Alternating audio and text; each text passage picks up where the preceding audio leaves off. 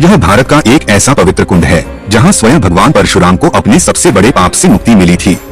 यह कथा है महान ऋषि जमदग्नि और उनकी पतिव्रता पत्नी माता रेणुका की। कहा जाता है कि माता रेणुका प्रतिदिन नदी से कच्चे घड़े में जल भरकर लाया करती थीं। उनके सतीत्व की शक्ति इतनी प्रबल थी कि बिना पकाया घड़ा भी कभी टूटता नहीं था। ऋषि जमदग्नि और माता रेणुका के 5 पुत्र थे, जिनमें सबसे छोटे थे विष्णु अवतार भगवान परशुराम। एक दिन जब माता रेणुका नदी पर जल भरने गईं, तभी उन्होंने जल में कुछ गंधर्वों को क्रीड़ा करते हुए देख लिया। उस दृश्य ने उनके मन को एक क्षण के लिए विचलित कर दिया। बस उसी पल उनका सतीत्व भंग हुआ और कच्चा घड़ा टूटकर बिखर गया। जब माता रेणुका आश्रम लौटी तो ऋषि जमदग्नि ने अपने तपोबल से सब कुछ जान लिया।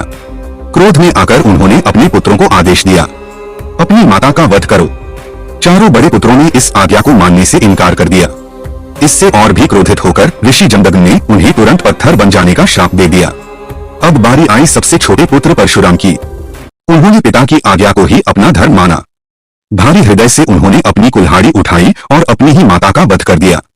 पुत्र की आज्ञाकारिता से प्रसन्न होकर ऋषि जमदग्नि ने उसे वर मांगने को कहा। परशुराम ने बिना देर किए वर मांगा, मेरी माता को पुनः जीवित कर दीजिए और मेरे चारों भाइयों को भी श्राप से मुक्त कर दीजिए। तुरंत ही माता रेणुका और चारों भाई जीवित हो गए, मानो कुछ हुआ ही न हो। लेकिन कहानी यही समाप्त नहीं होती।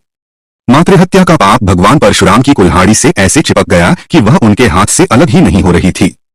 पाप से मुक्ति पाने के लिए वे अनेक तीर्थों में भटके, पर कहीं भी उनकी कुल्हाड़ी हाथ से नहीं छूटी। अंततः वे पूर्वी हिमालय में लोहित नदी के तट पर पहुंचे। जैसे ही उन्होंने वहां स्थित इस कुंड के जल को स्पर्श किया, एक अद्भुत चमत्कार हुआ। कुल्हाड़ी स्वयं उनके हाथ से छूट गई।